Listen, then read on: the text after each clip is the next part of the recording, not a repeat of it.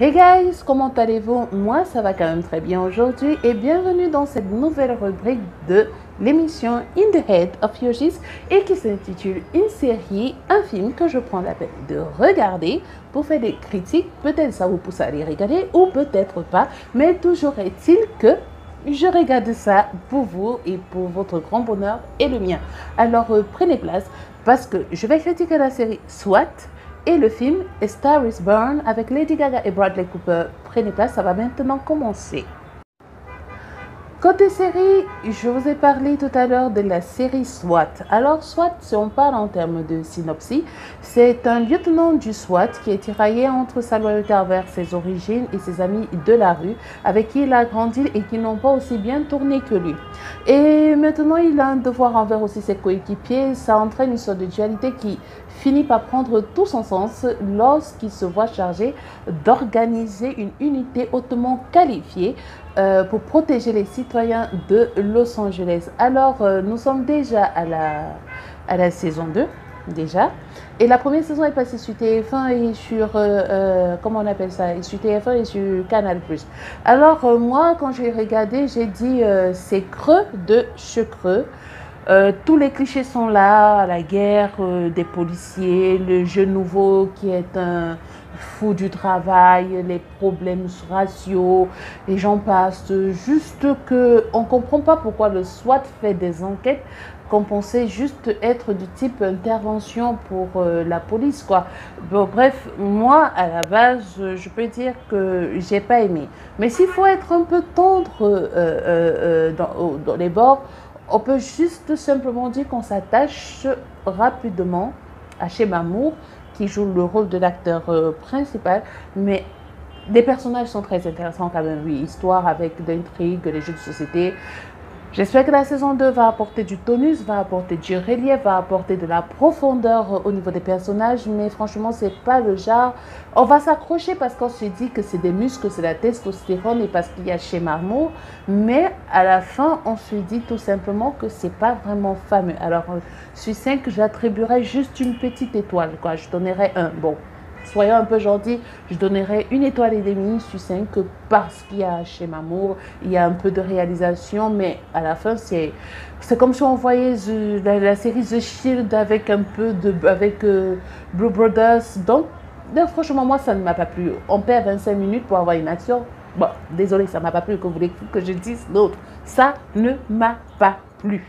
Mais bon, il y a la saison 2, j'espère que ça sera meilleur pour que je puisse améliorer ma note. Côté film, ça a pris feu, quoi. J'ai regardé A Star is Born, une étoile est née.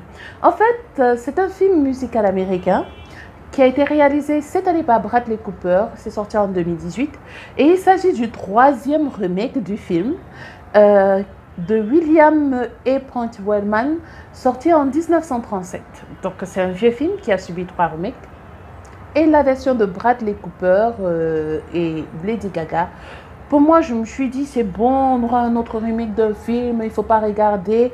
Mais à la fin, on se dit, Bradley Cooper, en tant que réalisateur, et Lady Gaga, et ben, ça a toutes les chances déjà d'attirer un grand public. Lady Gaga qui est en affiche, oui, ça attire un grand public. Tu as d'abord ces Monsters, et rien que ça, et on se dit que c'est déjà un gage de réussite. Et déjà, en fait, ça provoque une sorte de pari d'un succès programmé. Et on se dit, remake numéro 3, on va peut-être s'ennuyer. Mais maintenant, l'histoire est sans doute le propre de beaucoup d'artistes du monde de la musique, du show business et tout. Le reflet de ce qui peut vivre celles ou ceux dont la route de la gloire est plutôt parsemée d'embûches. Et on se retrouve avec cette sorte de dualité où il y a le crooner, le rocker tendance country qui fait des ascensions de montagnes russes dans sa carrière musicale. Il est aimé, il descend, il est dépendant d'alcool et tout. Et on a un pur produit marketing ultra formaté qui est Lady Gaga, quoi, qui est dans une très grande ascension. Alors ça nous donne une sorte de schéma classique, assez classique, mais bien décrit dans son déroulement, ok? Surtout dans la deuxième partie où c'est plus abouti dans le sens où on reconnaît la fascination d'un très grand nombre pour la vie, on entre dans le secret des stars, on a une certaine... on a un Bradley Cooper et Lady Gaga qui s'enflamment, leur amour est tellement puissant, mais après on se dit, on a des bons moments sincères, assez émouvants parfois, mais le traitement à l'américaine est tellement cliché, est tellement flashy, qu'à la fin on se dit c'est juste une story made by USA, quoi. Ça n'ajoute pas un très grand plus. Alors, j'ai trouvé que c'est poivre-sel pour moi, déjà parce qu'il y a Lady Gaga et que j'aime beaucoup Lady Gaga, et parce qu'il y a Bradley Cooper et que c'est sa première réalisation et ça apporte un très grand bénéfice à la clé. Et j'ai tellement adoré leur chanson Shallow, ça me fout une sorte de chair de poule. J'adore cette chanson, je vous invite à aller sur YouTube pour suivre la chanson, c'est une très bonne chanson. Alors, A Star is Born, pour moi c'est un très bon film, ça ne mérite pas un Oscar parce que comme j'ai dit la dernière fois, Bohemian Rhapsody est meilleur en tout.